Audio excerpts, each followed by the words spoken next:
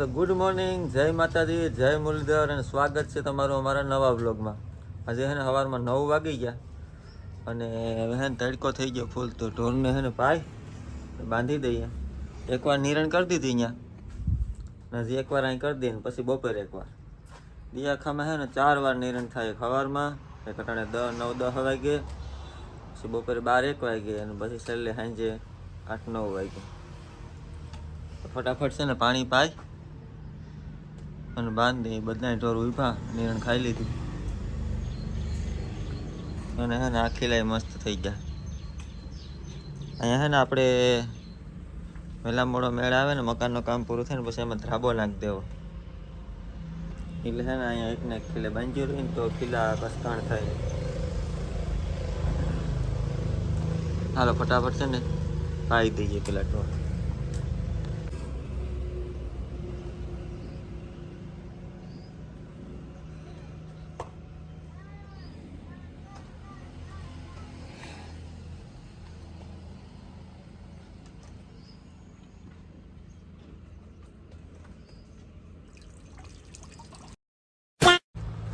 ઢોર બોર બાંધી અને હે ને બગીચામાં જોવા આવી ગયા.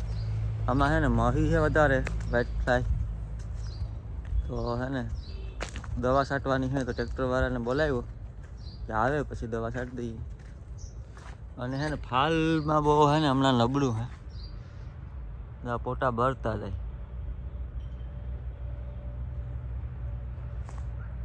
ફાલ બરાબર નથી તો બગીચો એ શું કાંઈ કરશે ને તો ફેરા ફેર દવા છાંટી દઈએ. ફાલ કંઈ નથી. આ હે ને ઓલું માવઠું શું હોય ને એ પોટા અટાણે ફાલ જો ત્યાં ખેરો ન હોય ને તો અટાણે એમાં ફાલ બાંધે. માવઠું થાય ને એટલે એટલું નુકસાન. પોટા બધા છે ને પાણી બહુ ખરાબ હોય એટલે પોટામાં બધી કંઈ એમાં બાંધે નહીં. બધાય પોટા ખાલી છે, બરી ગયા. આમાં હે ને દવા છાંટી દઈએ ને પછી એકવાર પાઈ દઈએ અને પછી આમાં હે ને કંઈક ખાતર કે દેશી ખાતર તો નાખી દીધું પણ માઇક્રો ન્યુટ્રન કે આ કે તે કે કંઈક નાખવું પડશે. આનો કંઈક ઈલાજ કરવો પડશે એ રીતના. હે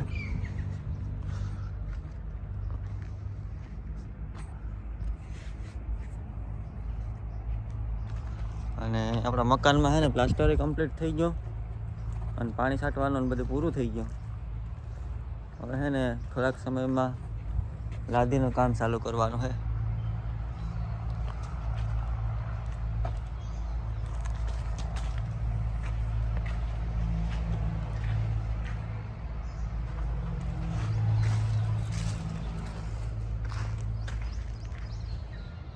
આ રીતના કંઈક આપણો લુક આવે મકાનનો.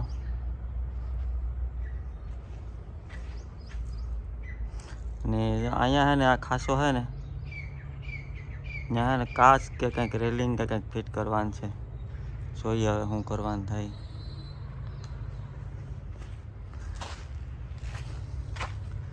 બાકી પ્લાસ્ટર કમ્પ્લીટ. અને આ બધી હે ને માલ વધ્યો ને અહીંયા પાઇપો વધ્યા, પર સૂનો વધ્યો, આ બધું વધ્યું જમા કરાવવા જવાનું હોય આમાં ટાઈમ મળતો નથી.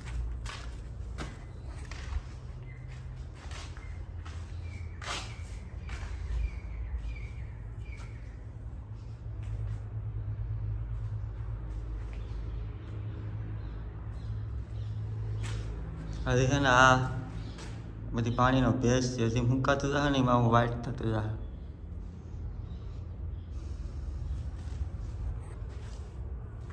હવે લાદીનું ફેરું કરવાનું હે ધીમે ધીમે. હવે તો ટ્રેક્ટર વાળો આવે ને પછી દવા છાંટી દઈએ.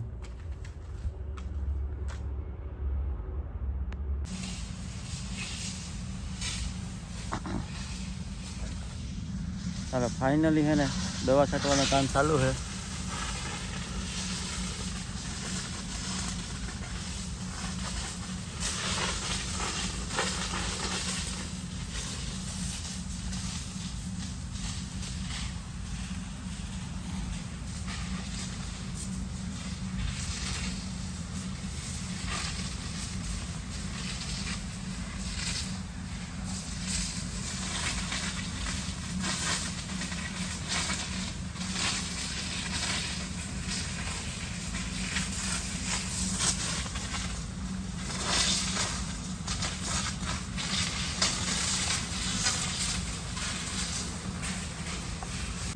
બધા કહેતા હોય ને કે નારળીઓમાં હમું છે એવડી મોટી નારળી વહી ગઈ દેખાય પોટીએ છે અને એક જો સામે નારળી વહી ગઈ હા ઓછામાં ઓછી કાંઈ નહીં ને 7-8 વર્ષની નારળી આવે 8-9-10 વર્ષ થઈ ગયા છે લગભગ આને